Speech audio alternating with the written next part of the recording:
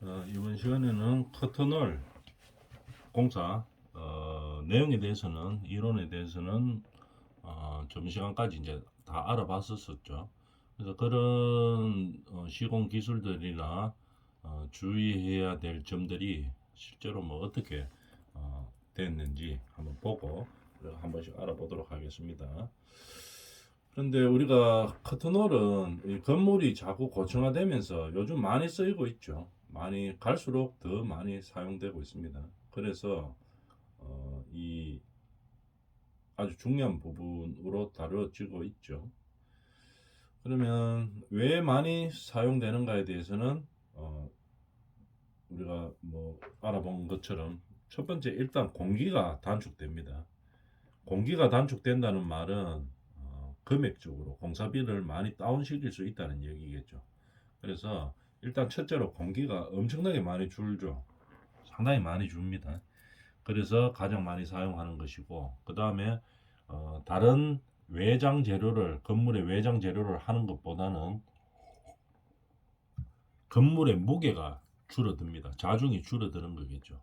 그러다 보니까 골조의 기둥이라든지 보라든지 이런 부피나 안에 들어가는 뭐 철근 양이라든지 이런 것들을 많이 줄일 수가 있죠.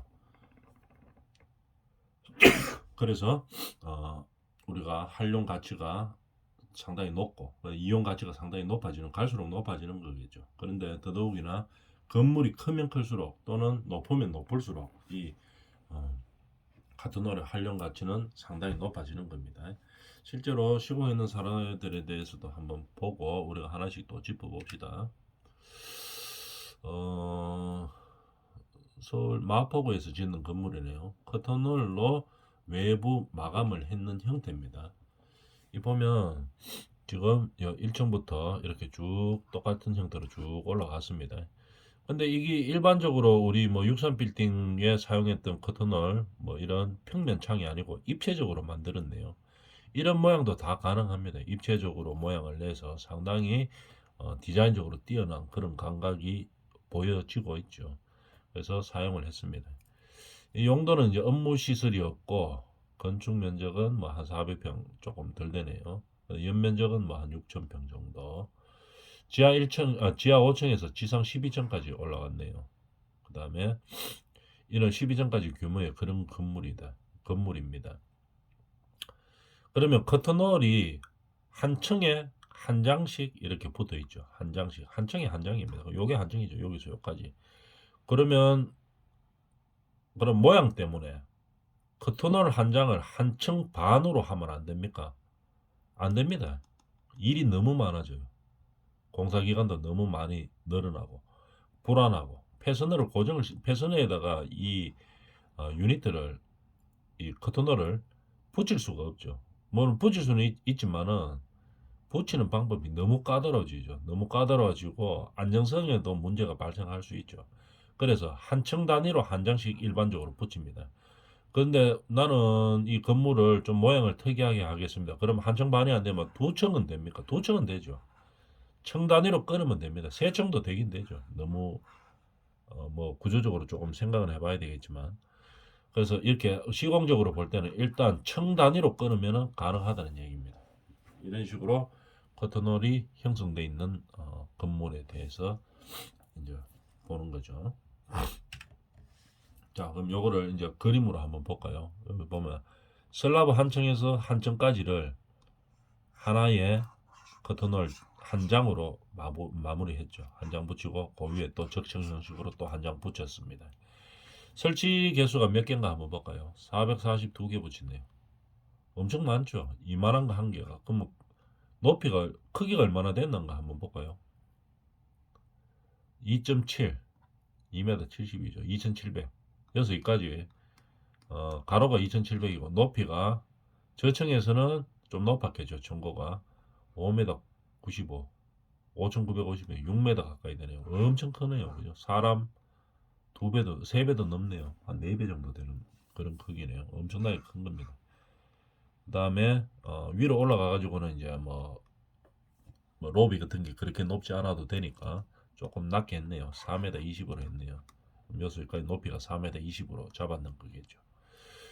이렇게 되었습니다. 그 다음에 중량을 보면 크기가 크니까 이거 입체적으로 막 만들어 놨으니까 중량도 조금 크겠네요. 단위 중량이 한 600kg에서 800kg, 요 밑에 거는 한 800kg 됐을 거고 5층에서 12층짜리는 한 600kg 정도 이렇게 됐었습니다. 이만큼 만약에 입체적으로 만들어서 이렇게 좀 무게가 많이 나가는 거죠. 크기도 좀 크고. 그러면은 이 정도 되면은 그러니까 설치 계획을 좀 잘 세워야 됩니다. 설치를 물론 다른 타워 크레인으로 쓸 수도 있긴 있죠. 뭐 다른 공사에 지장이 크게 없다면은 써도 되는데 이 정도 무게 같으면은 일반 우리가 뭐 도로의 형태로 따라가 당긴다 이러면 그러기도 좀 무겁죠. 그래서 어떻게 설치할 것인가에 대해서 계획을 잘 세워 줬어야 되겠습니다. 설치 계획도 중요하고 처음에 이제 이게 마포구 상암동 400평 정도 되는 땅에 뭐 건폐율 예를 들어 뭐 상업지역이니까 뭐 7, 80% 되겠죠. 남는 공간 거의 없다고 봐야 됩니다. 그러면은 어떻게 됩니까? 440쪽이 이만한 거 얼마면 사진으로 한번 볼까요? 사람 요만한데 이만하죠. 이만큼 큰 거를 442개 올라가면은 현장에 뭐 적재할 수도 없죠. 너무 거다가 입체까지 돼가 있으니까 이거 엄청 크죠 이거. 공장에서 가져오면서 바로 올려야 됩니다. 근데 이만큼 크면은 적재할 공간도 별로 없어요. 자기 층에 가도 해당 층에 가도 적재 공간도 거의 없습니다. 올라오면서 바로 운반하면서 바로 양중하면서 바로 설치가 되어야 되는 형태겠죠. 만약에 이 정도 사이즈 크기다. 무게도 이만큼 나간다. 이러면은 다른 공정에 좀 사용을 하지 않더라도 거의 타워 크레인으로 해야 되는 수준이라고 봐지죠. 이게 도로를 걸어가 사람이 땡길 수 있는 그런 뭐 일반적인 커튼홀 형태는 아니죠. 그죠? 이 정도 사이즈에 이 정도 무게 같으면은 운반해가지고 양중함과 동시에 그냥 바로 설치 끝나는 그런 형태를 택해 줬어야 될 것 같습니다. 그죠? 하여튼 이런 커튼홀의 형태와 용도, 크기, 무게 이런 거에 따라서 설치하는 방법도 바뀌어야 된다는 얘기죠. 자, 그래가지고 3D 수량이 한 207개, 그 다음에 2D가 235개, 뭐 이런 양으로 왔었습니다. 중요한 것은 크고 무겁다. 3D 막 입체 모양도 내고 이래가지고 무게가 상당하다 이런 얘기겠죠. 크기도 상당하고 이럴 때는 어떻게 설치 계획을 좀 현장에 맞게 잘 세워야 된다는 얘기겠죠. 거의 타워 크레인으로 들어가야 될 수준이죠. 무게가 뭐 거의 1톤 가까이 되니까 이거 뭐 사람이 도로래로 뭐 땡기고 뭐 이렇게 하기는 좀 무리가 있죠. 아니면 뭐 타워 크레인을 쓰든지 타워 크레인 도저히 못 쓴다 이러면은 뭐 유압 크레인 이런 걸로 땡겨야 되겠죠. 사람이 뭐 어떻게 처리하기는 이게 너무 큽니다. 수행 조직을 보면 발주처가 있을 거고 자문업체가 있죠. 왜냐하면 발주처에서 이런 내용들을 잘 모르기 때문에 이 자문을 보통 받습니다. 이런 특별한 기술들은 보통 CM들이 해주죠. CM이나 PM들이 많이 하는데 공사 쪽은 CM들이 하죠. 컨설턴트, 매니지먼트 이래가 공사 쪽만 매니지먼트를 하는 거겠죠. 그래서 자문업체가 있고 그 다음에 시공사가 있고 뭐 설계사가 있고 시공사 밑에 하청업체가 있겠죠. 하청업체 중에서 뭐 이 제작하는 업체도 있습니다. 이 커튼홀 제작하는 업체, 그다음에 유리 제작. 커튼홀의 중요한 부분이 뭡니까? 프레임이고 그다음에 앞에는 유리고 이제 보통 그런 구조로 돼가 있죠. 프레임하고 유리 아니면 프레임 빼고 유리만 있는 것도 있고 이렇죠. 그다음에 이게 설치하는 것도 전문 업체들이 해야 되겠죠. 일반 뭐 유리업체 이런 데서는 못하죠. 유리 뭐 시공 이런 수준이 아니기 때문에 이 커튼홀만 설치를 전문으로 하는 업체가 이제 이런 대형 크레인 대형 커튼홀들은 설치를 하는 거겠죠. 자, 사이즈 한번 보면 이만했습니다. 여기서 여기까지 한층. 어떤 거는 뭐 4m 정도 됐고 어떤 거는 한 6m 가까이 됐고 저층에 붙이는 거는 이런 입체 형태로 만들어서 무게도 엄청 나갔었죠. 그러면은 이거를 442개 되는 거를 한꺼번에 만드느냐? 그렇지 않죠. 몇 개 만들어 가지고 현장에서 먼저 설치를 합니다. 이렇게 지금 설치를 해놨죠. 그죠? 현장에서 모컵 테스트를 해야 되겠죠. 골조 올라가고 나면은 현장에서 붙여서 모컵 테스트를 하든지 아니면은 현장 조건하고 똑같은 조건을 만들어 놓고 거기서 모컵 테스트를 해야 되겠죠. 근데 현장 조건하고 똑같은 조건에 그 시설을 하기가 상당히 힘들죠. 그렇기 때문에 현장에서 어느 정도 골조가 올라가고 나면 붙여놓고 이 커튼홀을 똑같이 정착을 해놓고 실제로 붙이는 것처럼 해서 붙이고 모컵 테스트를 합니다. 지금 사진에서도 보면 골조 어느 정도 올라간 다음에 그 다음에 실제로 붙였죠. 다 붙이는 게 아니고 샘플로 몇 장 정도를 딱 붙이는 거죠. 그 다음에 바람 최대치 뭐 100년 동안에 최대치 바람만큼 불어보고 그 다음에 또 뭡니까 비도 뭐 엄청나게 이때까지 100년 동안 왔던 것보다 더 많이 해가 막 뿌려보고 바람하고 비하고 같이 뿌려보고 그렇게 하는 거죠. 그래서 이 변형이 없는지 누수는 되지 않는지 그 다음에 뭐 이 강성은 잘 유지되는지 변이가 발생하지 않는지 이런 것들을 다 테스트를 해보는 거겠죠. 테스트 해보고 문제 없다. 요 정도 하면은 우리가 원하는 그 기준에 부합하다 이런 판단이 됐을 때 이제 본 주문이 들어가는 거겠죠. 그죠? 미리 주문하면 안 됩니다. 자 이렇게 해서 이제 공사를 시작을 하게 됐죠. 여기도 아니나 다를까 제일 중요한 거는 뭡니까? 이 커튼홀에서 제일 중요한 이 앙카 메리, 그 다음에 패스너 정착 이게 가장 중요하죠. 요 그림이 잘 보면 약간 안 보이면 여러분들 가지고 있는 파일에서 조금 크게 해가 봅니다. 여기서 보면은 패스너까지 붙이고 나면 그 다음에 이 패스너하고 커튼홀하고는 붙이는 거는 쉽죠. 다 이제 볼트나 너트 식으로 해서 딱딱 맞도록 되어 있기 때문에. 근데 중요한 것은 정확한 위치에 이 패스너가 있어야 되는 거죠. 이거 커튼홀은 공장에서 제작해가 오기 때문에 정확한 위치에 구멍이라든지 이런 것이 다 뚫혀가 있습니다. 그죠? 그렇기 때문에 패스너만 정확하면 딱 끼워서 몇백 개가 되든 몇천 개가 되든 정확하게 이런 식으로 정해진 자리에 정확하게 들어갈 수가 있죠. 장착할 수가 있습니다. 근데 중요한 거는 이 패스너의 위치가 정확하게 들어가냐 안 들어가냐 그건데 이 패스너의 위치를 결정하는 것은 앙카죠. 그래서 앙카가 가장 중요하다는 이야기였었습니다. 그래서 저번 시간에 앙카 매립이 가장 중요하기 때문에 세 가지에 대해서 막 이야기했었죠. 그렇게 하고도 약간 유격이 일어날 수가 있죠. 약간 틀어지거나 원하는 위치에 앙카가 없을 수도 있습니다. 그러니까 패스너는 보통 이렇게 유격을 좀 둡니다. 여기서 움직일 수 있도록 한 100mm 정도 가까이 이렇게 그럼 여기서 약간 이쪽으로 밀려도 여기 안에서 움직일 수 있죠. 이렇게 움직일 수 있도록 유격을 두는 겁니다. 이렇게 패스너를 제작을 해야 돼요. 요 보면은 요 구멍이 필요한 만큼 옮길 수 있도록 여유롭게 이렇게 만들어져가 있죠.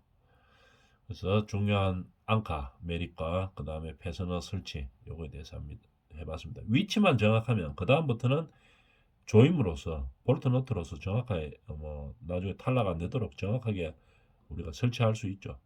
그래서 이렇게 약간의 유격을 이용해서라도 정확한 위치에 패스너를 정착을 해줘야 됩니다. 그죠? 여기도 보면은 먹줄 딱 나가지고 딱 맞죠. 끝까지 딱 맞습니다. 그죠? 맞고 이렇기 때문에 이제 거의 정확하다고 봐지는 거죠. 그래서 레벨기를 통해서 정확한지 수직 수평까지 정확하게 보는 겁니다. 자, 이렇게 해서 이제 이 현장에서는 시공을 하고 있네요. 그 다음에 보면 이어서 봤다시피 아까도 뭐 사진에서 봤다시피 엄청나게 큽니다. 이거 사람 요만한데 가로는 뭐 2m 70 정도 되죠. 이게 세로였죠. 세로 큰 거는 뭐 저층부에는 6m 가까이 정도 되고 상층부에는 뭐 그래도 한 4m 이상 되고 막 이렇게 되죠. 이 3차원 형상으로 되어 있으니까 어떻게 적재도 안 됩니다. 위에 쌓아 올려가 운반하는 것도 안 되겠죠. 운반 계획도 잘 세야 됩니다. 이거를 이만큼 크면은 뭐 트럭 한 대에 또 특히 입체죠. 그러니까 두 개, 세 개, 네 개, 다섯 개 이렇게 붙여서 가져올 수도 없는 상황입니다. 입체이기 때문에 어떻게 할 것이냐. 이 현장에서는 이렇게 두 개만 쌓았네요. 한 트럭에 2장씩 해가 옮겼네요. 이런 식으로. 이런 식으로. 그러니까 운반 비용도 엄청나게 많이 들어갔겠죠. 이게 440 몇 장이었으니까 최소한도로 이 뭐 앞사발이 가죠. 이 트럭 트럭 긴 거. 이 앞사발이 트럭을 최소한 220, 250대는 왔어야 되겠네요. 이거 한번 옮기려고 했으면. 그죠? 옮기면서 바로 들어 올렸겠죠. 이거는. 이 정도 무게 같으면 이 타워크레인으로 갔을 겁니다. 유압으로도 좀 불안불안하죠. 그래서 타워크레인으로 해가 바로 들었는 게 신속하고 안전하고 하기 때문에 그렇게 했겠습니다. 그러나 이런 커튼홀의 형태와 크기와 무게에 따라서 운송하거나 설치하는 방법은 좀 바뀌어줘야 된다 이런 얘기겠죠. 어떻게 했나 한번 볼까요? 전용 팔레트를 썼네요. 전용 팔레트를 제작을 해가지고 한 번 운송에 2장씩 요 전용 팔레트를 이렇게 썼습니다. 그래 한 번 운송에 2장씩 이제 이렇게 트럭에다 싣고 왔네요. 운반비가 엄청나게 많이 들었겠습니다. 하여튼 그런 상황이고 설치 어떻게 했나 한번 볼까요? 유니트 형상이나 중량, 인접 현장의 간섭 등으로 인한 효율성 및 가설 장비와 난이도 등을 고려해서 이제 최종적으로 결론을 내렸는데 이때는 타워 크레인을 사용했었습니다. 타워 크레인 설치가 후에는 유압식 크레인을 사용하긴 했네요. 장치하거나 이런 게 좀 유압식 쓰려고 하면 좀 힘은 많이 들었겠습니다. 너무 사이즈가 크기 때문에. 그래도 이제 거의 다 타워 크레인이 이제 마감을 시켜줬는 그런 형태네요. 자, 이렇게 설치 계획을 잘 세워서 이제 설치를 했고, 그죠? 사이즈가 크면 클수록 운반 계획, 설치 계획 이런 걸 잘 세워야 됩니다. 만약 이보다 더 크다 이렇게 되면 어떻게 됩니까? 차에 안 실린다. 예를 들어서 이 한 층이 아니고 모양상 디자인상 2장 높이를 해가지고 하나의 폭이 12m, 15m 되고 그 가로 길이는 더 길고 이래 되면 차에 안 실린다. 그러면 어떻게 됩니까? 운송 계획 잘 세야 되겠죠. 그런 현장도 있을 수는 있죠. 그러면 어떻게 됩니까? 야간에 교통 통제해가면서 차량 없을 때 시간 골라가지고 야간 새벽쯤에 그때 이제 배송해야 되고 이제 그런 문제들이 많이 발생하게 되겠죠. 그래서 만약에 디자인상 또는 어떤 목적상 그 정도의 사이즈를 해야 된다 이렇게 되면 운반 계획을 잘 세워야 됩니다. 그 다음에 가지고 온다고 되는 게 아니죠. 현장에서 이 정도의 사이즈가 진입할 수 있어야 되겠죠. 도로가에 붙어가 바로 들어갈 수 있다 하면 또 상황이 좀 다른데 예를 들어서 길이 꾸불꾸불하다 또는 어떤 언덕이 너무 세서 이거를 운반하기가 도저히 힘들다. 이런 이면 도로라 가지고 들어오기가 힘들다. 이런 상황들도 다 고려해서 이 커튼홀의 크기와 형상, 무게, 사이즈 이런 것들을 결정해 줘야 된다는 얘기입니다. 그다음 설치할 때까지 어떻게 해서 설치할 것인가까지 판단을 해서 그것을 부합하도록 이제 결정을 해서 해야 되겠죠. 사진 한번 볼까요? 한 층에 하나씩 이렇게 거대하게 붙였습니다. 이렇게 거대한 사이즈로 해서 이제 붙였네요. 붙여 올라갑니다. 그죠? 붙여 올라가는데 우리가 요 슬라브를 잘 봅니다. 보가 있고 요 기둥이 있고 그죠? 보 있고 그 다음에 슬라브가 바깥으로 이렇게 돌출대가 있죠. 이만큼. 그죠? 보통 우리가 철근 콘크리트나 철골조나 다 거의 다 마찬가지인데 이래 커튼홀 붙이는 게 아니고 철근 콘크리트 건물이다. 그래서 마감을 우리가 대리석이나 화강석으로 하겠다. 이러면은 보나 기둥 끝이 골조의 외벽 끝입니다. 그죠? 이렇게 툭 튀어나오게 안 한다 이 말입니다. 왜 이렇게 슬라브를 툭 튀어나오게 했냐? 마감선을 이거 보나 기둥에 맞추지 않고 왜 마감선 바깥으로 이렇게 툭 튀어나왔나 하면은 왜 튀어나왔겠습니까? 패스너를 여기다 붙여야 되겠죠. 여기다 정착하기 위한 공간입니다. 폐선을 정착하기 위한 공간이 필요하죠. 그래서 이 기둥이나 보는 뭐 안 보이지만도 기둥 바깥으로 이렇게 빼내는 겁니다. 일정 길이만큼 빼내야지 이 폐선어가 정착이 되고, 폐선어가 정착이 되어야지 커튼홀을 최종적으로 정착을 할 수가 있죠. 그런 목적에서 구조 자체를 이렇게 빼내는 겁니다. 이거 잘 기억해 두도록 합니다. 여기서 보면 기둥보다가 더 나와 있죠. 보보다가도 더 나와 있고. 왜 그렇다? 폐선을 정착을 해야 되기 때문에 그렇습니다. 철근 콘크리트 건물은 저렇지 않죠. 뭐 빨간 벽돌 조정 마감하는 것 또는 화강석 마감하는 거 저렇지 않습니다. 어떻게? 기둥하고 보가 골조 외벽 마감선이죠. 툭 튀어 나오는 거 아닙니다. 슬라브도 맹 똑같이 이어서 끝납니다. 특수 목적이 아니면 저런 식으로 빼내준다. 왜 빼내주는지에 대해서 한번 봅니다. 이렇게 적청 형태로 만드는 겁니다. 한청하고 그 다음 위에 청하고 그 다음 위에 청하고 이제 이런 식으로 가는 거겠죠. 밑에는 이거는 안 했는데 그 밑에는 뭐 1층에 뭐 다른 거 하려고 이제 이렇게 해놨을 수도 있죠. 다른 뭐 용도로 뭐 유리 모양이 조금 다른다든지 뭐 그렇게 하겠죠. 같은 유리는 하단부부터 하고 올라가는 적층 형태로 갑니다. 커튼홀은 이런 형태입니다. 이건 뭐 입구라든지 그런 형태겠죠. 자, 그래서 우리가 커튼홀에 대해서 중요한 것을 많이 해봤었죠. 근데 이제 문제는 사이즈가 이만하면은 아까 우리가 한번 생각해보면 6m 정도 됩니다. 그러면 이거 설치하는 그런 공정 계획을 잘 세워야 된다고 이야기했는데 이게 6m 정도 되고 작은 거는 뭐 4m 넘고 이러면은 운반할 때 타워 크레인으로 꼭 해야 되는 이유가 있었겠네요. 아니면 유압을 걸어야 되는 이유가 있었겠네요. 운반 자체가 안 되죠. 여기 지금 호이스트카 올라가는 길인데, 그죠? 브레이크 여 박혀가 있죠. 브레이크 이렇게 박혀가 있고 이래 있는데 호이스트카를 갖다가 들어 올릴 수가 없죠. 이거 호이스트카를 이거 이동하려고 해서 호이스트카를 제작했다고 하면 호이스트카가 얼마만 해야 됩니까? 이거 한 7m 정도 돼야 되겠죠. 이게. 그러니까 호이스트카를 제작할 수가 없습니다. 이거 들어가서 운반하도록.